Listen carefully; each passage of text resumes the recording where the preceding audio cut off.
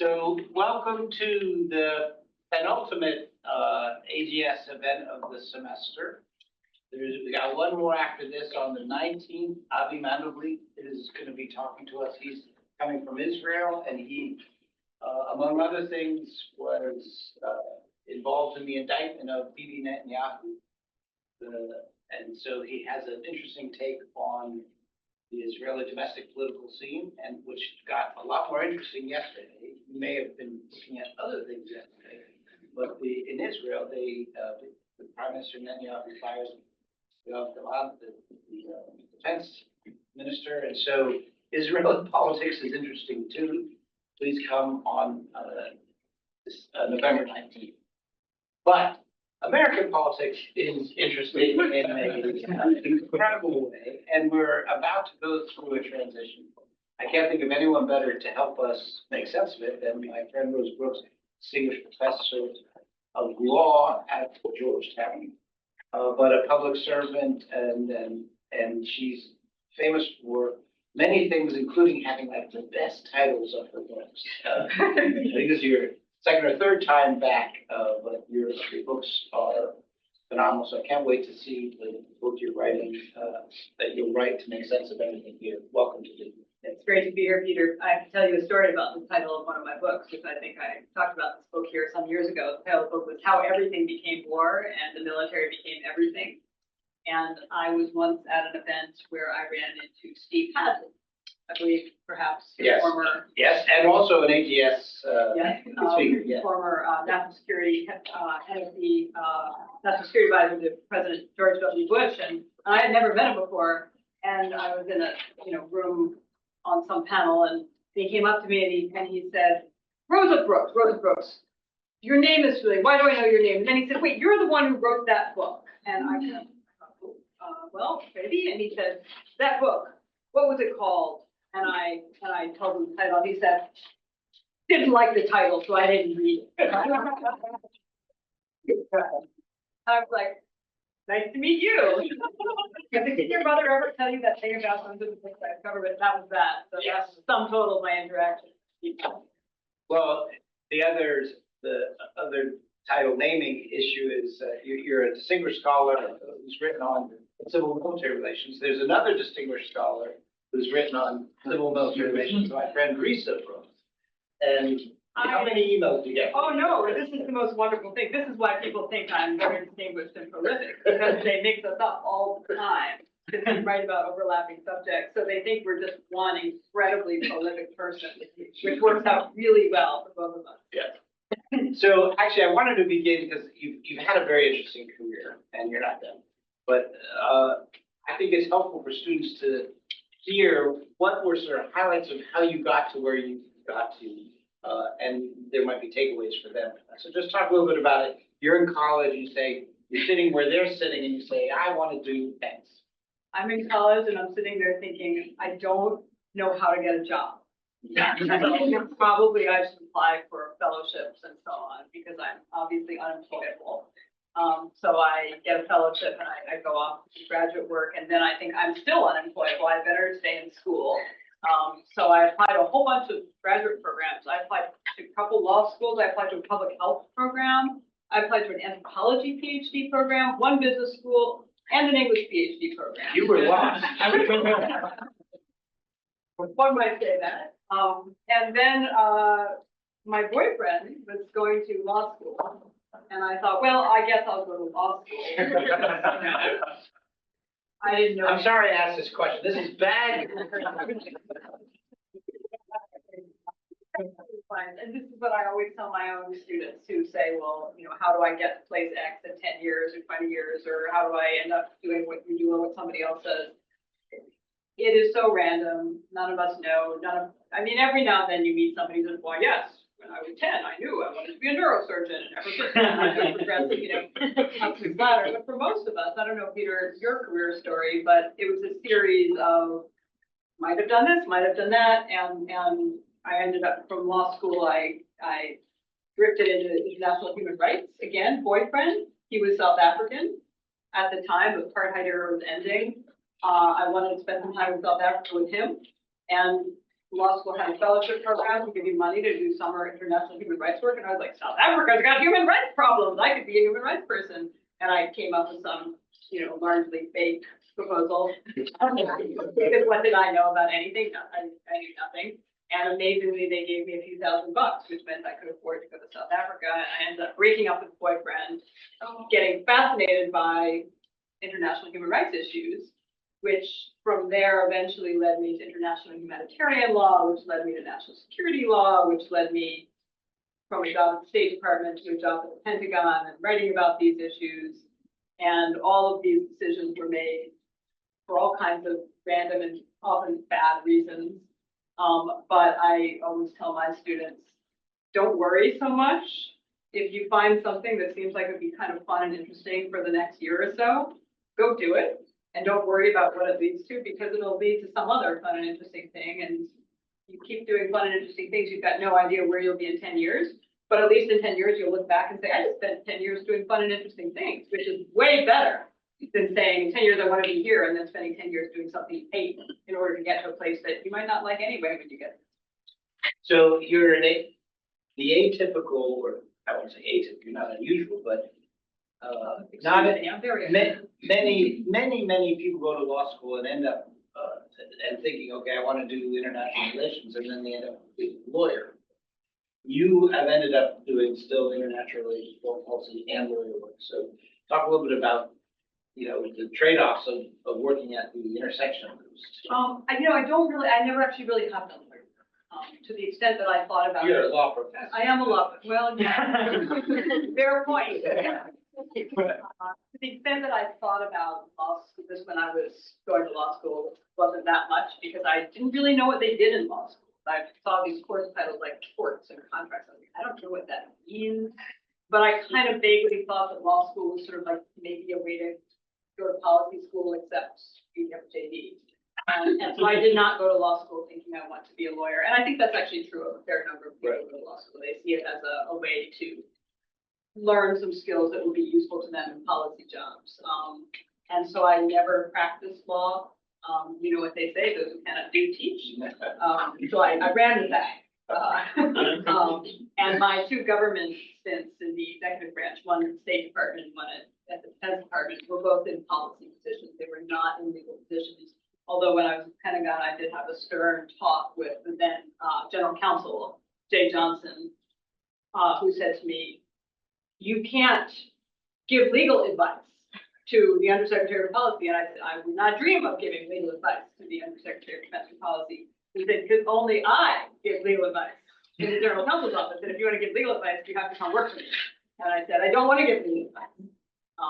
But I did find it helpful to have some understanding of the law of armed conflict issues.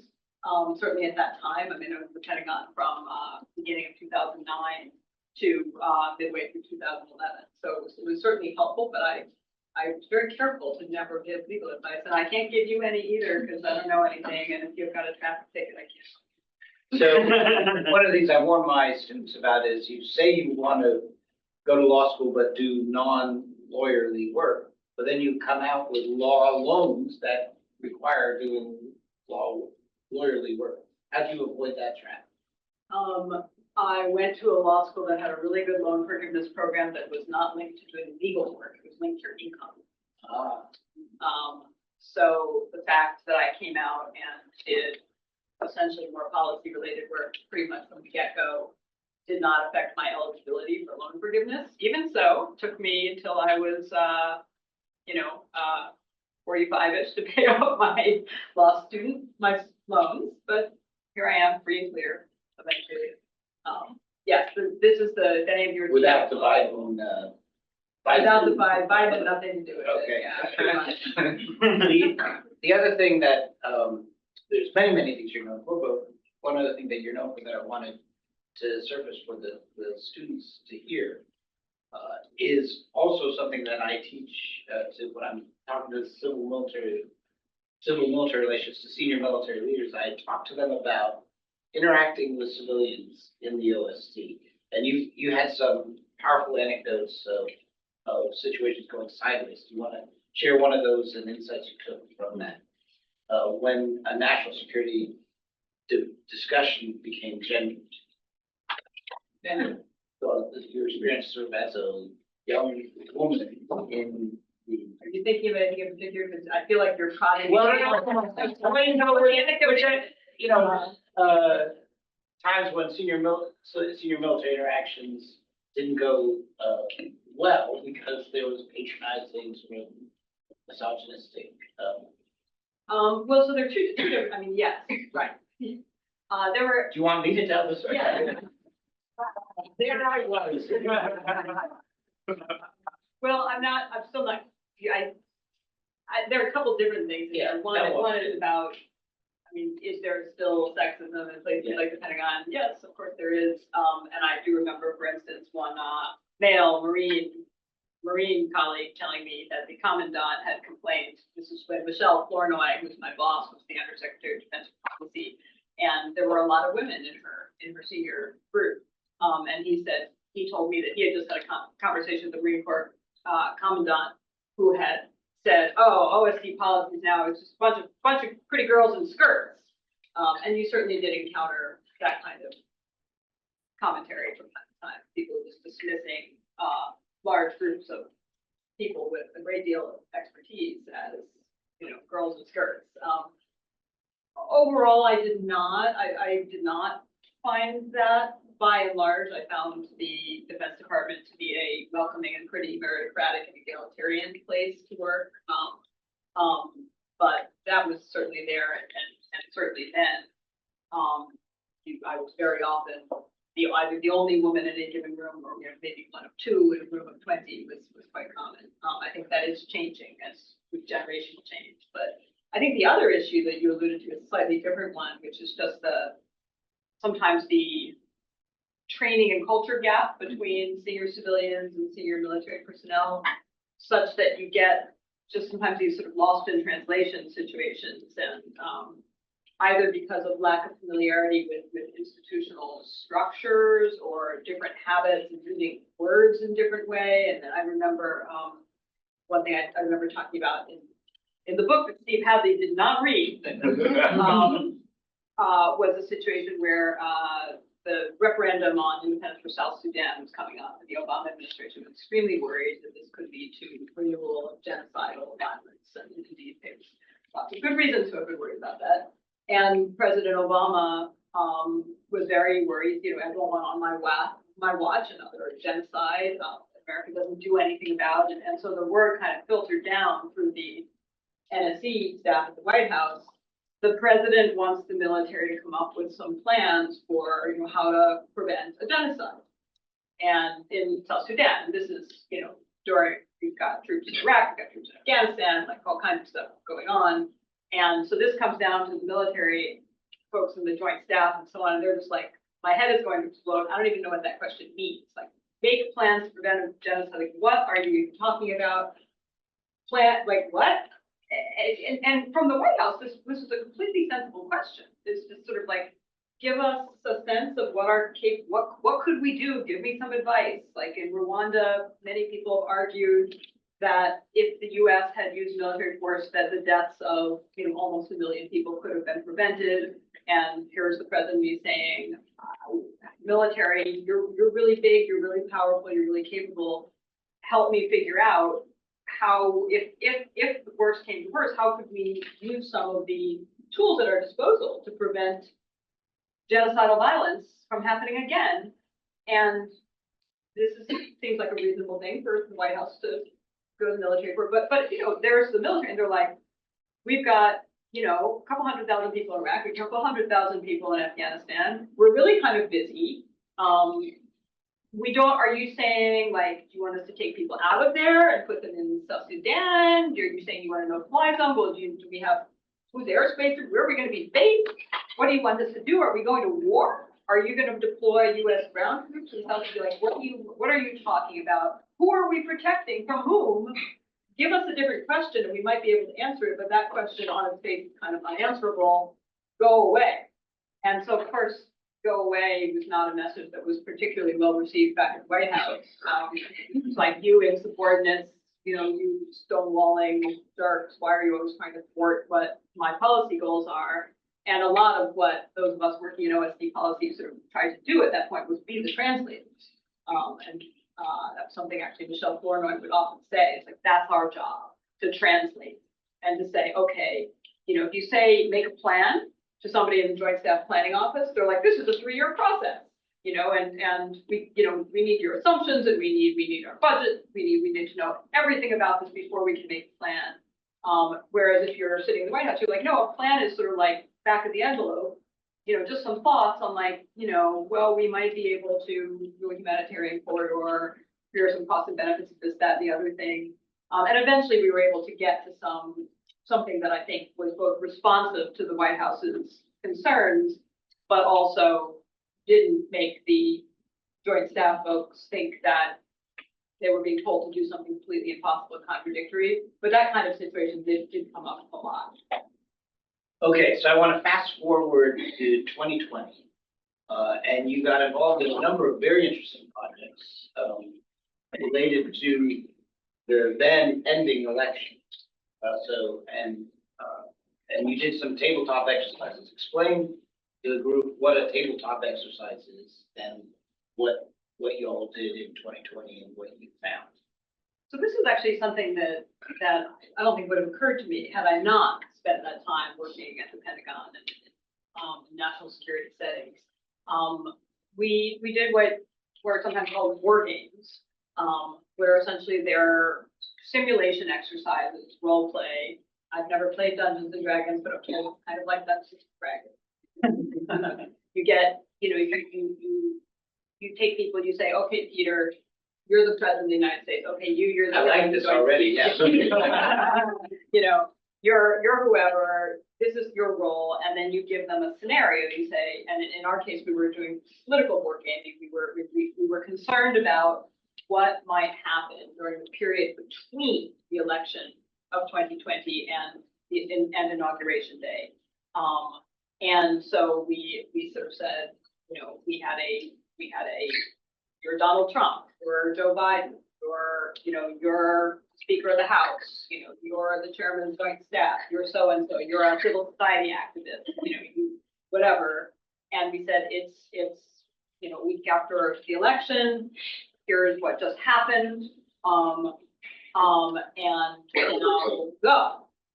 And we said to the Trump team, what are you going to do? And what they did was sort of said, we didn't lose. We did several scenarios. We did a Trump win scenario, a narrow Biden win, a big Biden win, and then an extended uncertainty scenario. And we tried to just have people play them out. I think what's so useful about that kind of gaming is that it gives you a really different experience than just sitting around a table and saying, yeah, so what do you think would happen if X? Because when you do that, and you say, what do you think would happen if X? People tend to go, oh, well, if X happens, we'll just do Y. And then they're like, done. Whereas in a gaming exercise like that, it's dynamic. It's the enemy gets a vote issue. And this is why the military finds these games so useful. You say, well, can we fight 2 wars at once? Or what would happen if China invaded Taiwan or whatever? We would just do X. And then somebody goes, okay, now we're going to just do Y. And you go, oh.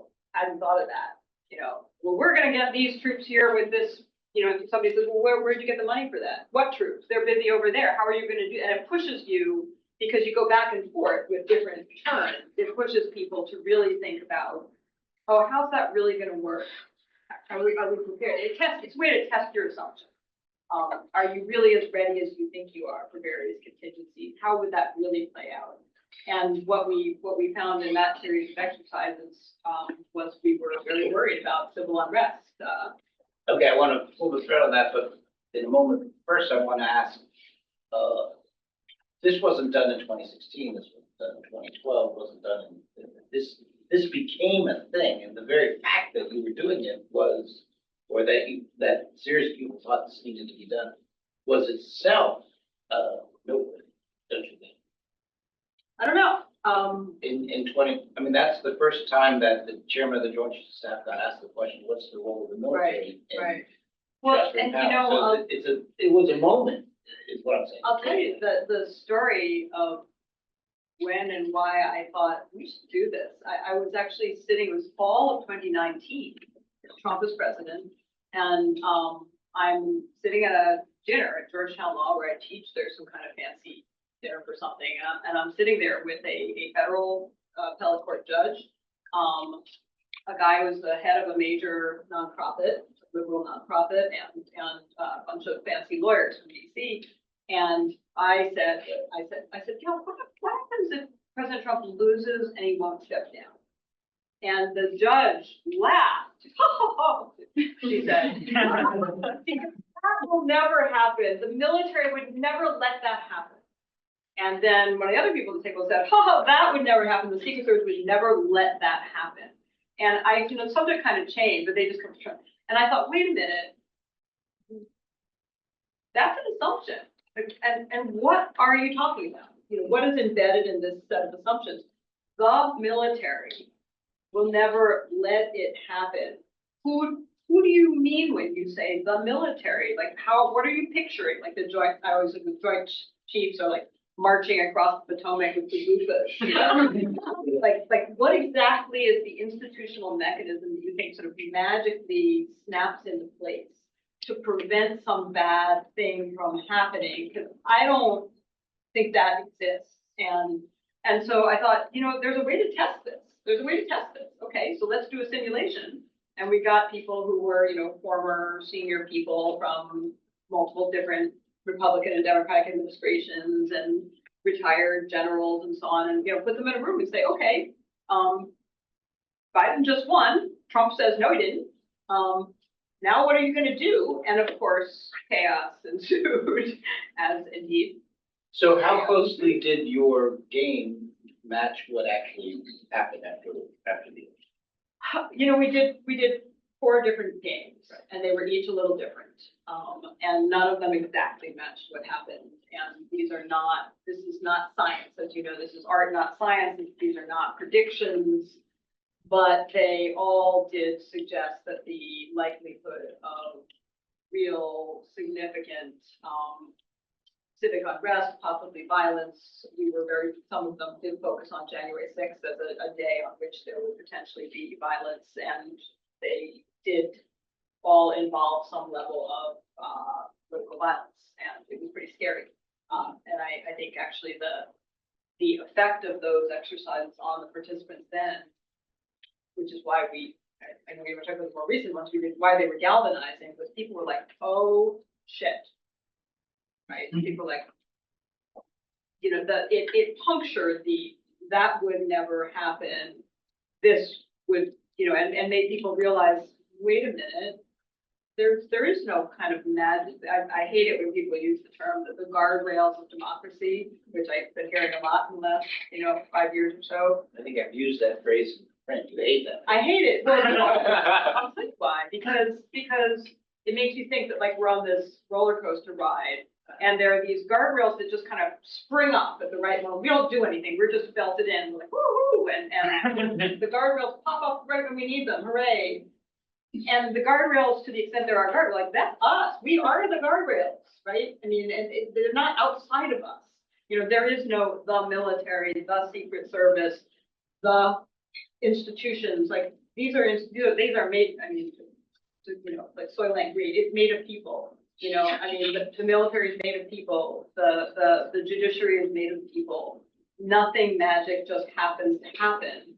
When things happen, it's because multiple human beings go, oh, I need to do such and such, and I need to talk to Peter, and we need to organize, and we need to do this. And if we forget that, you know, then that goes right off the rails. So did your war games in 2020, did they beyond identifying this could really happen, did they identify best practices, hacks, things to do? One weird trick to save democracy, that works. I'm BuzzFeed, you list the 5 things. Yeah. Was there any policy payoff from those war games that came into play in the moment? So I think so. I mean, I don't think it was, I'd like to give us a little bit of credit, for instance, for the fact that every member of the Joint Chiefs of Staff, you know, signed something, published something in January of 2021 saying the military does not take partisan positions. There was an election. somebody won. We obeyed Commander-in-Chief, who after inauguration is going to be Joe Biden. You know, similarly, every living former Secretary of Defense wrote an op-ed, I think, in the Post that was published, saying something similar. You know, I think that they helped push various institutional actors to think hard about what is your role. What do you think now? Don't wait for the crisis. Don't wait for the crisis to think, oh, what is our role? Huh, I wonder. But think about it now, articulate it, train to it. Say, you know, you need to be sending that message, you know, within the military, say, for instance, saying that message of, you know, we swear an oath to the Constitution. We do not play a partisan role. Keep that in mind, folks, because times are going to get crazy. And I think that pushing people to examine their assumptions about their own roles, what their roles are, what their moral and legal red lines are, and plan ahead a little bit to how will we deal with it if this difficult thing happens. I think that did have some value. The SecDef op-ed that you're talking about, the gist of that was, and therefore military, don't lean forward in the saddle, lean back in the saddle, and that contributed to not mobilizing the Guard quickly in response to the actual assault on the Capitol. I don't know if I agree with that assessment. I think there was other stuff going on there. I'm trying to remember. I don't remember offhand the exact dates of each of these. So it was 2 days before, and the concern there was that Trump wanted the National Guard out in the streets, which then he could federalize or otherwise use in some sort of martial law scenario. Yeah, I mean, probably longer conversation, because I think it was, I know, maybe we'll talk later about policing, but there were a whole bunch of other things going on that sort of led to that, I think, so I'm not. Well, I wouldn't blame it all on the op-ed, I'm just saying, Yeah. and one last question on 2020, before we might go fast forward. I was very grateful that you were doing this war game. Can't remember if I mentioned this to you at the time, but I definitely talked to lots and lots of reporters about it. And I said, but I'm not happy that we all know about it. That I was worrying that you were violating the Hippocratic oath of do no harm by publicizing that this thing had happened, rather than quietly going to the people so they would be sensitized, because it had a big freak out effect. It was something we really wrestled with, and I'm not sure I'd make a different decision, but it's something we wrestled with too, because we felt like, we don't want to put ideas into the heads of bad actors, for one thing. You know, like, Those Proud Boys reading us and they probably like, oh, haha, we do this. They're totally not prepared. No, we really did worry about that. In the end, we made the decision, right or wrong, that the evil ideas were already in the bad actors' heads, frankly, and that the greater risk was not complacency and not having good actors be sufficiently alert. And unfortunately, right, we live in a society, and we were not doing this, by the way, we were not doing this under the institutional auspices of anything. This was like me and like a guy who was like, hey, we're gonna do some war games, guys. And it's amazing to me in hindsight that we got so many very high level people to participate, but we did not have an organization. You know, it wasn't done by a university or a giant nonprofit or anything. It was just like, we just decided to do this. There was a pandemic, so you did it on Zoom, so it was cheap. You know, it didn't cost any money because we weren't giving them sandwiches or anything. And we were like, how do we get anybody to pay any attention to us? You know, we weren't, it wasn't like the president and the chairman of joint staff were inviting us to tea. So, you know, after a lot of debate and discussion, including with many of the people who participated, we sort of decided that the balance of risk favored being completely transparent. But yeah, I mean, we worried about the same thing, and I don't know whether it was the right call. Okay, fast forward to 2020, and you say, let's get the band back together. And business. But the scenario you explored this time was not Biden loses but won't be delegates. It was a different scenario. So why, tell us, I think that in itself, the fact that you weren't worried about, didn't seem to be worried about that scenario, why wasn't there any worry about that? So also allows you to talk about today.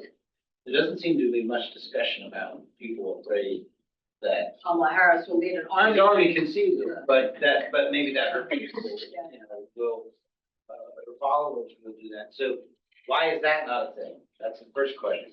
The second question though is, what was the concern that you said is worth wargaming? And let's talk about that. So, so ironically, one of the failings of the team playing Team Biden and supporters of democratic process in the 2020 game we did was that when the Trump team in our games was like, well, we're going to encourage the Proud Boys to go to the Capitol, the Biden team was saying things like, perhaps we can get someone to write an op-ed in the New York Times. Right? You know, so there's I mean, God, I'm a Democrat, right? I've worked for 2 Democratic administrations, and God bless the Democrats. But They come to a nice place with an op-ed. As our game designer recently put it, it's like bringing a casserole to a gunfight. Yeah. So, you know, God bless the Democrats. Why I love them, but also, you know, like they're because we believe in elections. We believe in democracy, right? I mean, and so no, of course Joe Biden was not going to be, you know, I know we never worried Joe Biden would be like, I don't accept the results of the election. I refuse to step down. And of course Kamala Harris is not doing that because we have been saying, you know, for a year, we said, is our system perfect? No. Are there all kinds of structural democratic deficits built into our constitutional system? Yes. You know, are there all gerrymandering, you name it. There are all kinds of messed up stuff. But like, this is our system. These are the rules. We accept these are the rules that we have to work with, and we're gonna be honest. And if we lost, we lost. So I don't, and I wish that the many Trump supporters who accepted Trump's claim that, you know, the election was stolen, some would learn from this. Like, nobody's stealing elections, and when the Democrats lose, they say we lost.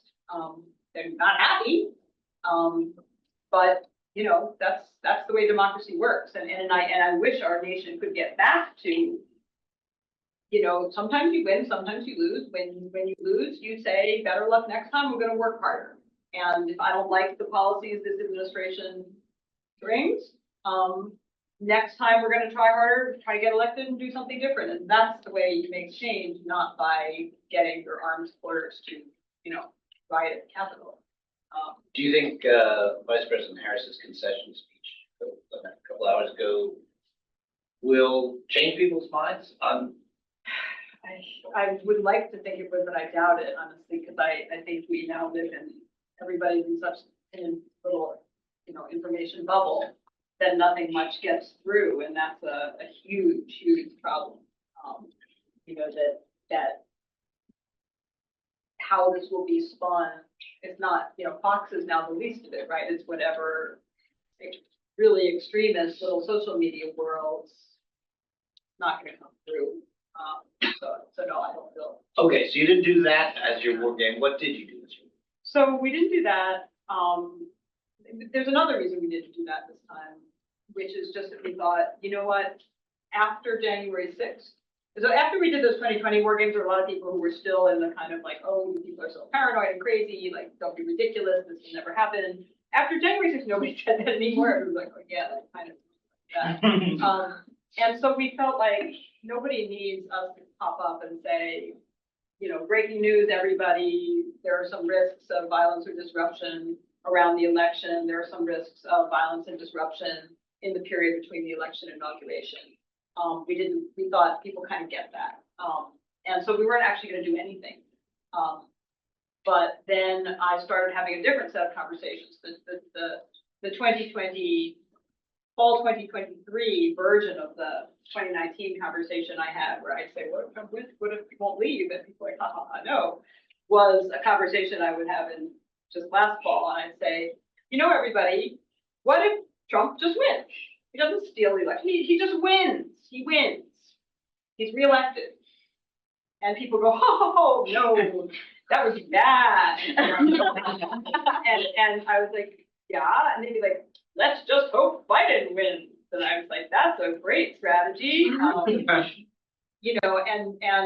I thought that's not cool. Like, you can't just, if you believe, as I do, obviously, that Trump's agenda does present serious threats to democratic institutions and rule of law norms, it is not okay to just be like, well, let's just hope he loses. Because it was very clear, even back last fall, that it was very substantial that Trump would win. That just went up and up. I think there was this brief moment when Harris became the candidate, and people thought, oh, well, maybe. But it was, I'm like a born pessimist, right? So I will always like, yeah, whatever horrible thing could happen is totally going to happen. And we thought that's the thing that people aren't thinking about, that people are not taking seriously what happens if he just wins. And that when you ask them to, this is again going back to why is this kind of gaming useful? That when you say, well, what if Trump wins and he actually does these 10 things he said he's going to do. He's going to invoke the Insurrection Act. He's going to, send active duty military troops into American cities to suppress protests. He's going to, round up 15 million migrants and deport them all, detain and deport them. He's going to, fire 100,000 people in the federal civil service. He's going to send Liz Cheney to Guantanamo. And we say, well, what if he actually, tries to do these things? And people would say, again, well, we'll just was usually things like, well, we'll go to court. And I was like, yeah. And then they're like, yeah, we'll just go to court. And I was like, okay, how's that going to work out? And they're like, well, I don't know. And so we felt like it would be useful to do a new series of games where we actually said, okay, you're Donald Trump now. Sorry, Peter. You're Donald Trump. You've just been sworn in. You're saying to, your top advisors, there are protests in the street. Look at those students. The students are really bad, these guys. Look at those students. They're out there. They're like rioting. And I want the troops to be sent in. What happened? What actually would happen? Who says what to whom? Who does what? What do you do in response? And maybe I should pause here and make people in suspense about how that all worked out. No, I think they want to know. Oh, but in the pause, I'll ask a question.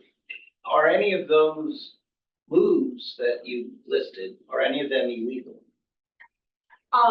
So I've got some bad news. Probably not. Multiple Congresses and as multiple presidents have happily presided over a steady expansion of executive power for decades. The Insurrection Act and the way the Supreme Court has interpreted it gives the president essentially unconstrained discretionary power to determine what constitutes an insurrection. Similarly, things like IEPA, the International Emergency Economic Powers Act, is my favorite legislation of all time because you got to say IEPA over and over again.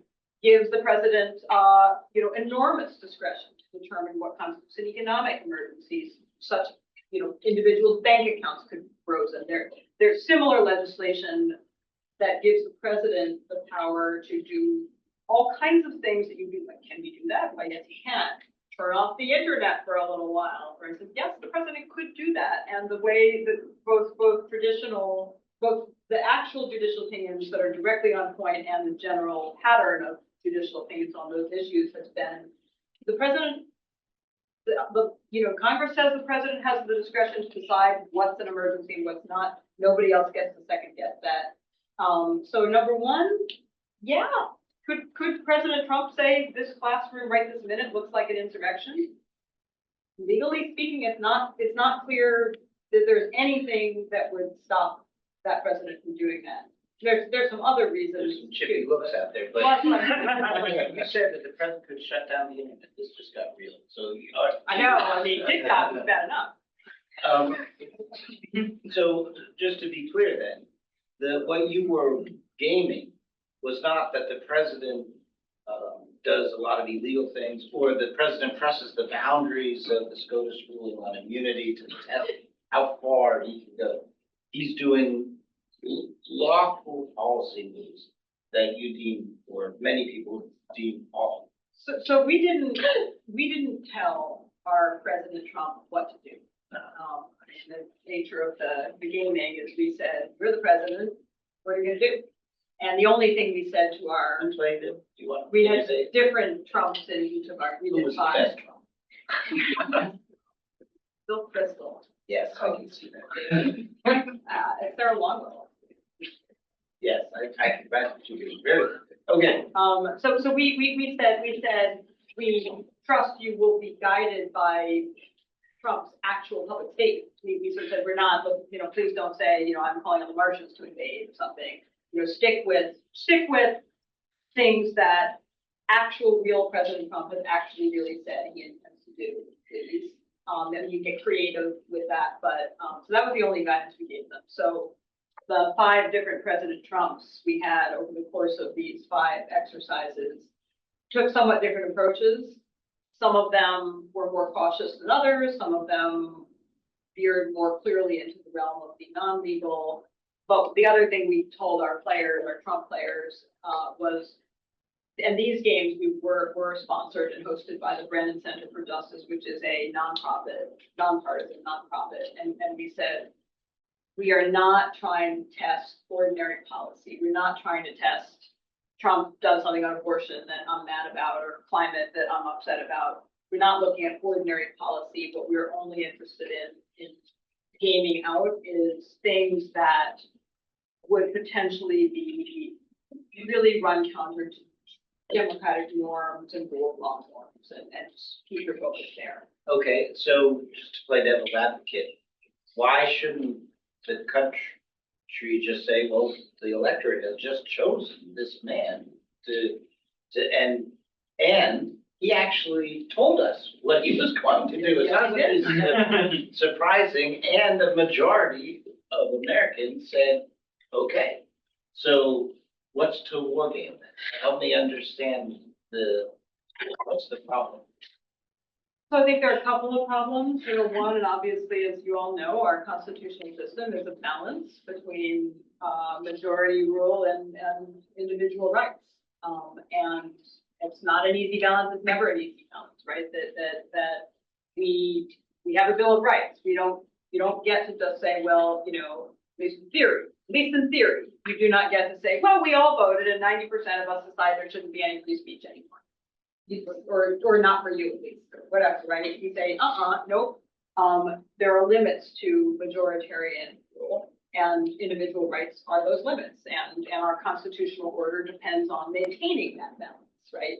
And if you have a situation in which the accretion of power in one branch of government potentially threatens that balance, that is a core threat to our constitutional order.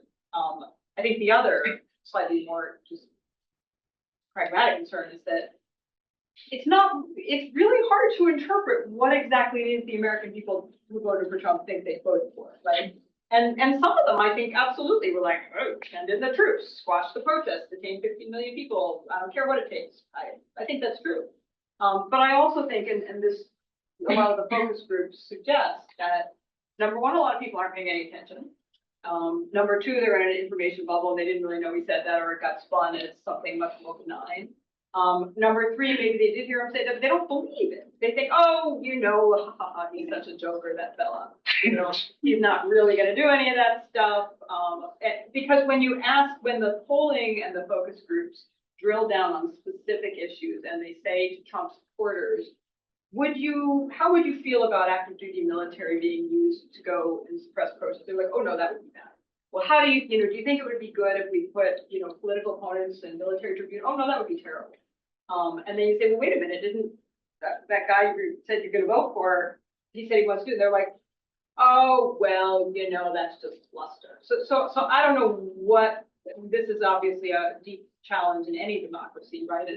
What is the will of the people? And this is what courts do all the time, that when they interpret the Constitution, they're supposedly interpreting the will of the people as expressed through things like the Constitution. And as it turns out, that's not actually a particularly easy thing to do. Isn't one of the other catalysts that creates a situation that there could be a lot of people, maybe a whole lot of people, who are going to, in response to this policy move, exercise their constitutional rights of free association, free speech, protest, basically. And that you create then a standoff between people maybe engaging in civil disobedience as a, taking patrons of the rights movement. And is that what your games modeled, is that those kind of moments? Yeah, although I'll tell you a sort of depressing conclusion of the games, the good news and the bad news is that not very much, because most people just roll right over. Mm. If you think, there will be mass civil disobedience, probably not, because most people want to keep their heads down, they're scared, and they don't want to be exposed, and they don't want to become targets. And so one of the kinds of things that I anticipate a Trump administration probably will do, nothing is not, as I said, like this is not science, right? And who knows what a Trump administration will actually do. Maybe he will lose all interest in this stuff and he will have some other thing to do it. But in most of our games, for instance, the IRS was used as a political weapon to engage in essentially audits for harassment purposes of nonprofits that were civil liberties nonprofits, for instance, everything from Planned Parenthood to the ACLU, et cetera. And the IRS investigated their board members and leaders for possible criminal violations of the tax code. Is that illegal for a president to do that? Murky area. Is it ethical to use the executive branch? Well, again, murky area. What happens if that starts going on? I'll tell you what happens. Everybody at the ACLU or whatever, pick your nonprofit, they're not doing any work because they're spending all their time with accountants and lawyers, right? So whatever thing they would otherwise be doing, they can't really do because they're too busy. Some of their board members are pressuring them to drop whatever litigation they were planning against the administration because this is just too risky for the organization because of this nonprofit status. Some of the board members are resigning, some staff members are quitting, or they're just deciding very quietly, this is sort of, Tim Snyder clients in advance, they're just deciding it's not worth sticking our heads out. Well, maybe we'll find some nice, safe little civil liberties issue that Trump doesn't care about. And, maybe in 4 years when somebody else is president, we'll go back to this other stuff that we wanted to do, but it's too dangerous politically. You multiply that across many organizations, they're going after media, they're going after, we're going to recall Mark Milley to active duty, the former chair of the Joint Staff, and, put him in front of a court martial. Everybody in the military is like, I think I'll just keep my head under this desk for now, right? And so that's mostly what happened in our exercises. You did not see a lot of, heroic civil disobedience from anybody. You saw a whole lot of rolling over and saying, well, maybe we should just be kind of quiet because this is kind of scary. And if we don't say anything and don't challenge it, it will just go away, which to me is actually, personally, when I hear predictions that we're going to have a civil war and so on, I don't think that's impossible, but I don't think it's likely either. To me, the much more likely scenario is people are scared, they self-censor, and it's just a kind of quiet slide into a more autocratic nation. Was that the most disturbing finding from your war game, or were there others that? You told me not to tell anybody. You told me. Well, that was then. Do no harm. But was there a finding that surprised you? So what else? Nothing that surprised me greatly, but I do think here's there's bad news and there's good news, right?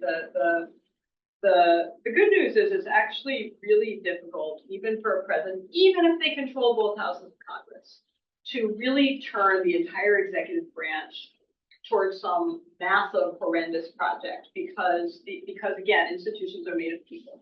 And maybe you can fire 100,000 federal civil servants. You can't fire millions of them. You need some of them. Otherwise, you don't have the government left anymore to do anything good or bad, right?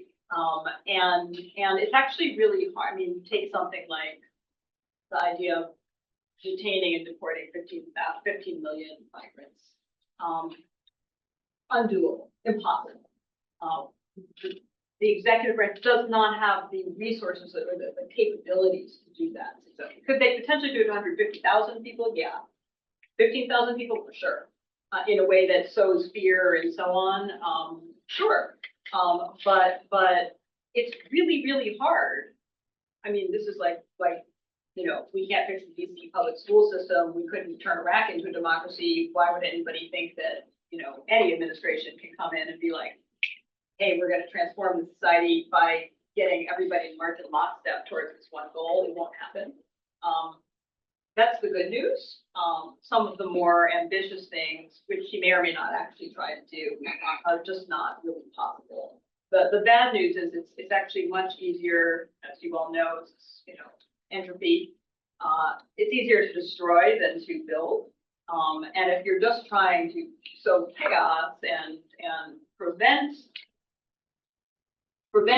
certain institutions from being effective, that's pretty easy to do.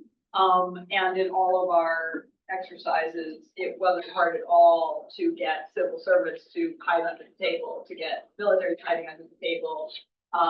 Business leaders are hiding under the table. Everybody's basically hiding under the table and hoping that nobody notices them.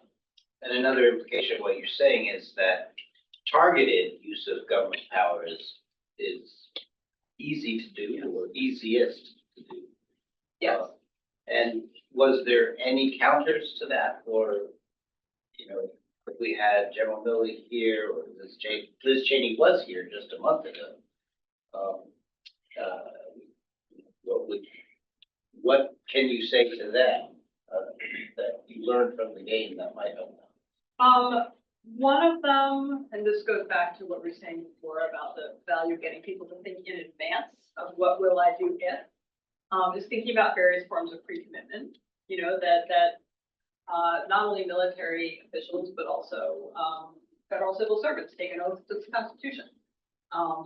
And so pushing people to say, don't wait for there to be a crisis. Think now about, you know, what are your moral and legal red lines? And think about what you will do if X, if Y. Talk to your colleagues about, well, if this happens, what will we do?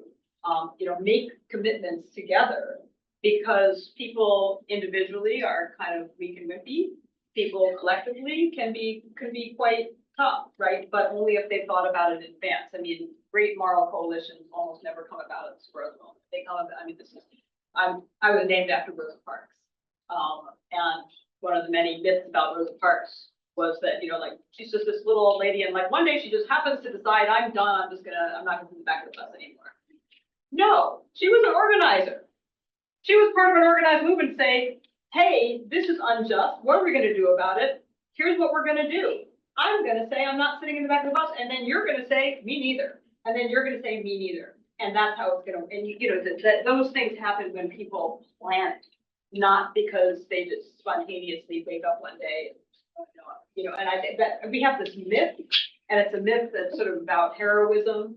And I don't mean to deny that there isn't spur of the moment heroism, ever there is, but by and large, you know, effective social movements don't rely on somebody randomly being brave in the moment. They rely on people working together to say, what are our moral commitments? How are we going to stand up for them when they're challenged? And I'm going to stand next to you so you don't have to be so scared that it's just going to be you. Because if it's just Liz Cheney, and it's, I mean, talk about strange bedfellows. I was in a Zoom call with some, you know, grassroots lefty activists, and they were talking about how do we support Liz Cheney when she's arrested. And this is not a group you would ever have imagined thinking like, how do I support Liz Cheney? It was like top of their agenda. But you know, I mean, if Liz Cheney is told because you did your civic duty as you believed in a principled way, you're going to be persecuted, and she's all by herself, that's going to be real, that's scary. But if she's got, you know, hundreds of thousands of people saying, we're going to stand by you, and here's what we're going to try to do, that makes a big difference to her courage, everybody's courage.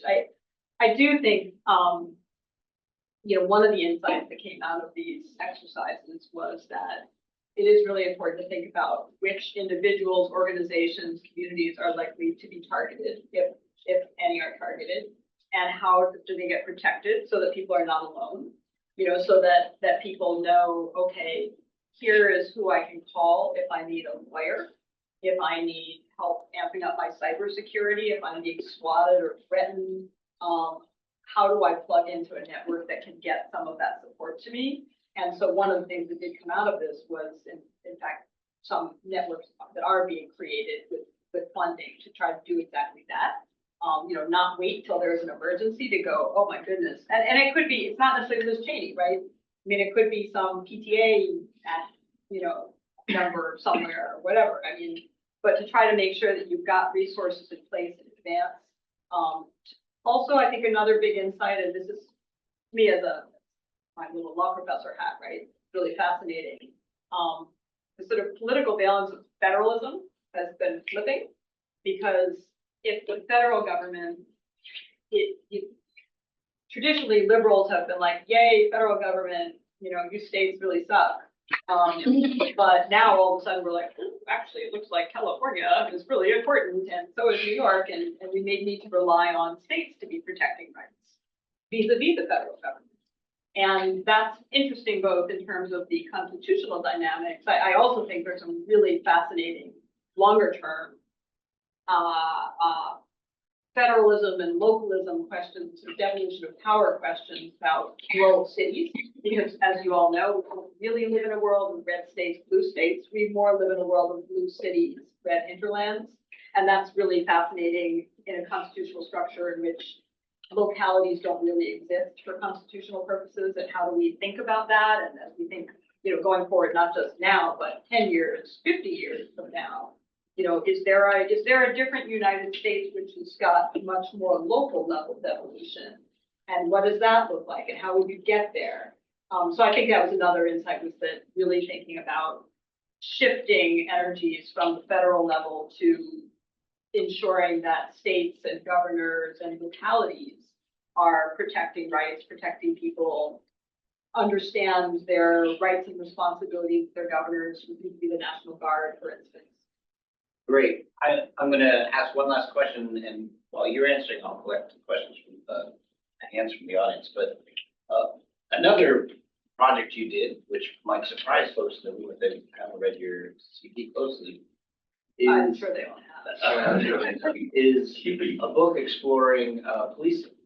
But then you didn't just sit in your office and think about this. You did something more unusual. So describe what you did and what you learned from that step that you took. Well, so I had the weirdest sabbatical project ever. I became a reserve DC police officer. And so I went through the Washington DC Police Academy and, you know, the firearms training and the emergency vehicles training, and I got my badge and my set of cuffs and my gun, and I patrolled in DC for several years, which was exactly as weird and fascinating as you would expect. I'm just imagining police academy, the old. Yeah. And it was, and this was because I wanted to understand policing. I wanted to understand, you know, so you're a cop, you get up in the morning. What do you say to yourself? What's your story that you tell yourself about why do I do what I do every day? Because almost nobody gets up in the morning. You know, sure, there are some like malevolent sociopaths who get up in the morning and they're like, how can I mess with people today and make their life hell? But most people do not, right? Including people who you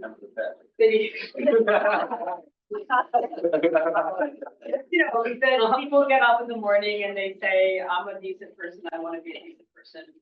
And I wanted to understand how, if you're a police officer, your role made sense. Like, what are the stories you're telling yourself about why do I do what I do? Because I think if we want to understand anything, right, if we want to change anything, we need to understand it. And in order to understand any culture, you have to sort of figure out, well, what are the people who are doing things that you may disagree with? How do they make sense of that? Why does this seem like a good thing to you? And which I do think also has implications for our current highly polarized political moment. That I don't think by and large, there's a lot of value in saying, oh, those terrible people voted for this other terrible person. I think there are some terrible people, right? But I think most people, get up in the morning and they think, I believe I am doing the right thing by my community and I'm trying to be a good person and trying to grapple with how could a decent person of goodwill and reasonable intelligence make a choice that is very different from whatever choice you would make yourself, is really critical to bridging some of those gaps, although it's also pretty difficult to do. Okay, great. I have Grant first.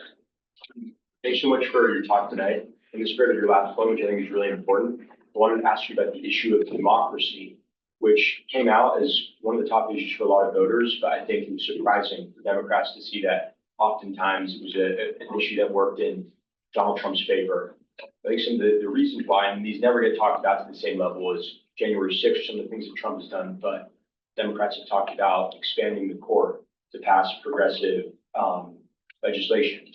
They've talked about ending the filibuster. They've even talked about back during COVID, you weren't allowed to go to the gym, or you weren't allowed to go to church, but you could go to a Black Lives Matter protest. So I think democracy is not perceived as a strong issue for Democrats. I wanted to see if you think that's legitimate or legitimate concerns from the right about democracy, or if people are just in their echo chambers and don't really have access to good information. A little bit of both. I mean, it's like always a little bit of both, right? I don't think the left is perfect by any stretch. I think the Democrats and the discourse within the progressive within the Democratic Party in many ways, there are things I don't like about it. I also think that so one of the beefs that I think Trump exploited very well and was not totally wrong to do so was a enormous dissatisfaction with what was perceived as elite condescension. And part of that elite condescension was, a set of assumptions like, well, we'll just say, well, this is terrible, obviously, and you'll be like, oh yeah, okay. As opposed to sort of getting more concrete and specific. And I do think that one of the challenges of, I think President Trump once in future is a threat to democratic norms and institutions. But I also think that when you just say that to people, they're like, I don't know what you're talking about. I don't know what that means. It just sounds like a lot of blather from a fancy law professor, right? Whatever. Put on earth to make you like hell. That when you concretize it, when you say, what do how do you feel about the issue of, would you want to see former elected officials in front of military court? People are like, oh no. And they say, well, would you want your sons or daughters, they're in college and they're protesting, and you might think they're wrong, you might think they're totally misguided, mistaken, but would you want them to be facing military personnel with guns? They're like, oh no.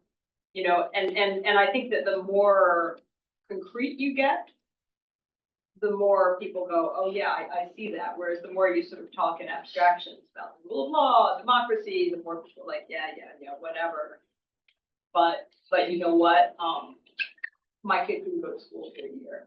And I think that's a challenge for all of us, to figure out how to talk to each other in ways that are concrete, that don't sound sanctimonious or condescending. I think it's a huge challenge. And I think that the GOP has done a better job doing that sometimes in ways that I think are demagogic, but it's a big challenge to the Democratic Party, and I think this election highlights that. And just to follow up on that, you said no one wants to see political leaders probably for military tribunals. I wonder if that's true. I think there might be a lot of people who want to see that. Not a vast majority, but there's a lot of people who believe that what Mark Milley did was treason, and that they've been whipped up into believing that. And so for them, they think, yeah, this is justice, and this was done to our guy, so now it's our turn to do it to their guy. I think that might be more popular than to. Well, Mark Billy is maybe a special case, but civilian elected officials, I don't think there is a lot of support for that. I think again, like once you push people past the immediate, like, should those bad people who did stuff that you don't like, should they pay? You're, yeah, you know, and oh, what does that mean? Would you want this? What if they went, what if there was an investigation, the investigation concluded they didn't break the law? Okay, they didn't break the law, fine. You know, the people actually, I actually have a tremendous amount of faith in my fellow Americans, believe it or not. I think that the vast majority of Americans are actually pretty sensible if you can talk to them and get people out of their bubbles and just have a conversation. That, by the way, is something that I find both profoundly comforting and profoundly not, and for the following reasons. I find it comforting because this is my country. I live here. Like, I'm not going to Canada. There's nothing like, this is where I live. Who would? Yeah.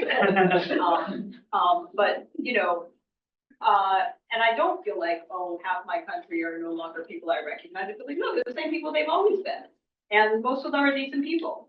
And on the one hand, that's really comforting. On the other hand, here's why it's not, right? You study, you know, Al-Qaeda, you study ISIS, you study the IRA, you study the Nazis. It doesn't actually take a lot of people to get a society full of ordinary, decent people to either be complicit actively or just look the other way while horrible things are happening. You know, all it really takes is a small group of zealots who are really well funded, and really well armed and completely ruthless to cause tremendous damage in a society that can take generations to recover from.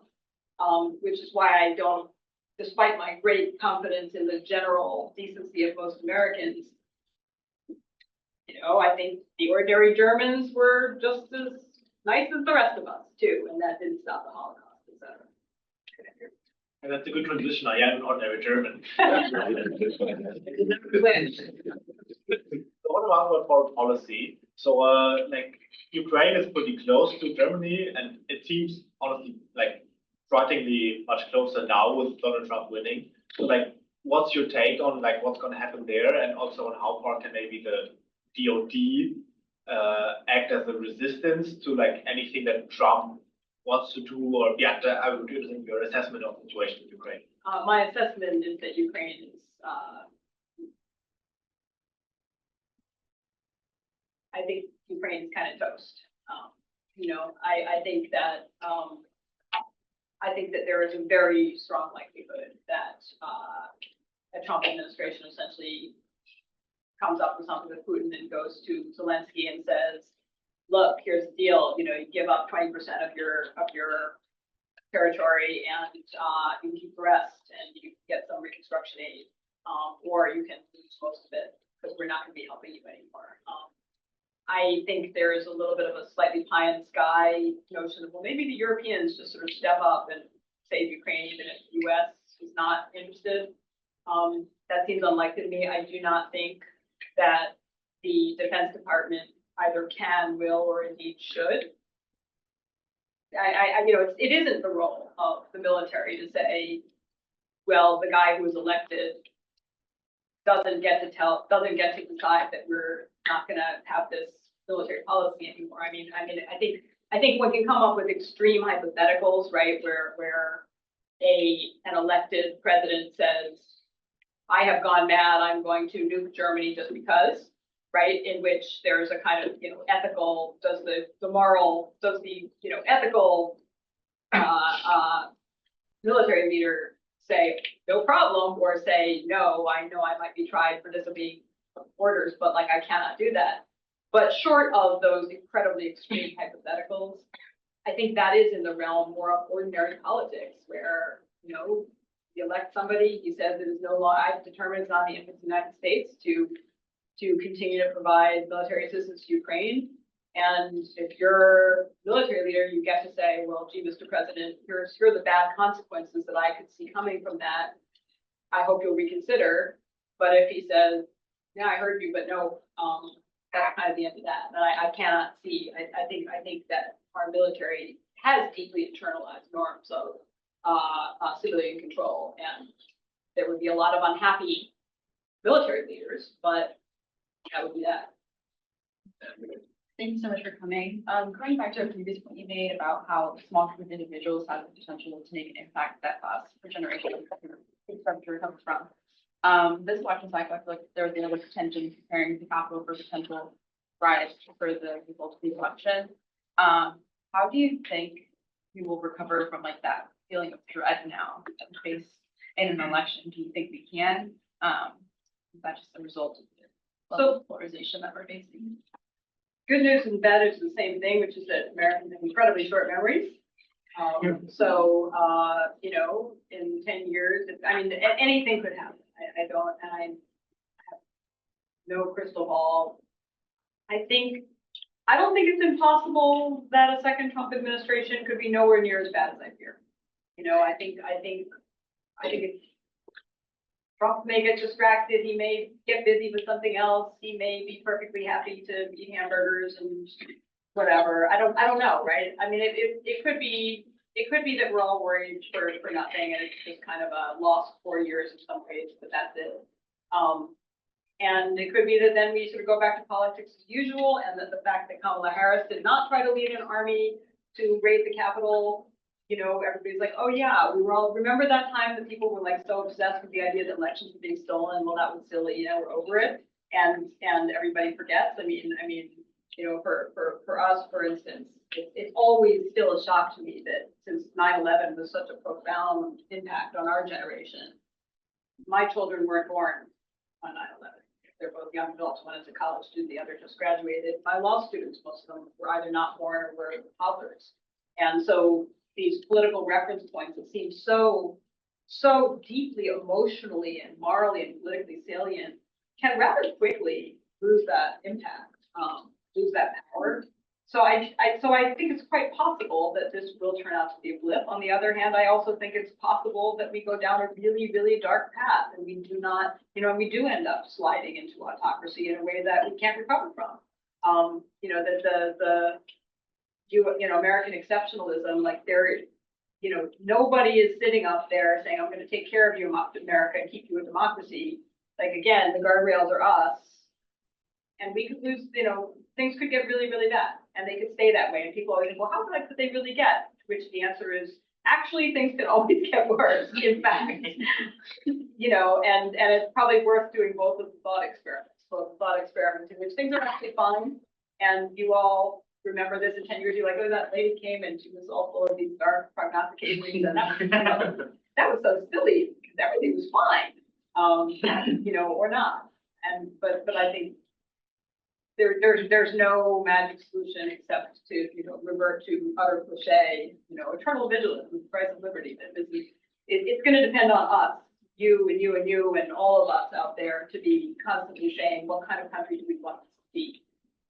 And how do we work together, including across the partisan divides, including the people who don't look like us, who don't talk like us, who don't think like us. How do we find some, you know, how do we constantly be making that effort, even and especially when it seems most hopeless? Last question, Carolyn. Yes, thank you so much for coming. I think in recent years, and especially this summer, there's been a lot of talk from the GOP about the current administration weaponizing government, whether that was through the cases that Matt Smith has brought, things like House Committee hearing, I think sometime in February, maybe. And I'm curious, did your workings explore the role of the Department of Justice in the second Trump administration? And if so, what did that look like? It got co-opted really fast because again, the people are basically kind of even beat. You know, in our game, a few people would quit, a few people would put up some sort of token resistance, and then most people would kind of go, well, I kind of want to keep my job. And if the president is saying this is our new agenda, like, I may not love that, but like, this is what I'm doing now. So it wasn't particularly reassuring. I just want to say, Peter, I somehow thought to myself, like, I'll distract myself from the election by going to talk about the election. think there was a flaw in my reasoning. Doesn't work. You cannot end us on that depressing note, so. Well, I was doing pretty well on the like. Yes, Until we got to the, sorry. you really did, but you actually, you did remind us that we are the one. And that is to say that, and give an attentive citizenry, really matters, and that we should be, leaning forward to looking at, for folks who might be in marginalized positions. They might need a hug right now, but they might need something a lot more, in the current setting. And you're basically saying people of privilege, like pretty much everybody in this room, needs to be aware of that and think Yeah. about it.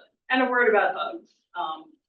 I'm basically pro hug, just as I am pro puppy, pro kitten, pro chocolate chip cookie. But one thing I think everybody should avoid doing is wallowing. I mean, there's been a lot, especially, I mean, my university made the national news for our college and school having, a room where students distraught by the election results could like play with Legos and have a row. And like, no, come on. Like you give yourself like 17 seconds to feel your feelings. And then like, we have work to do. And I grew up in you can imagine I was named after Rosa Parks. I grew up in kind of a lefty household,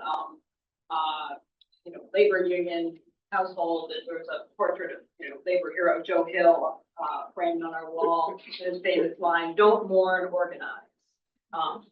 Feel your feelings, 17 seconds, get out there. We've got work to do. Well, the people in this room said, I'm not gonna wallow, I'm gonna come hear Rosa Yeah. Brooks. And, I'm glad they did, I'm sure they're glad they did as well.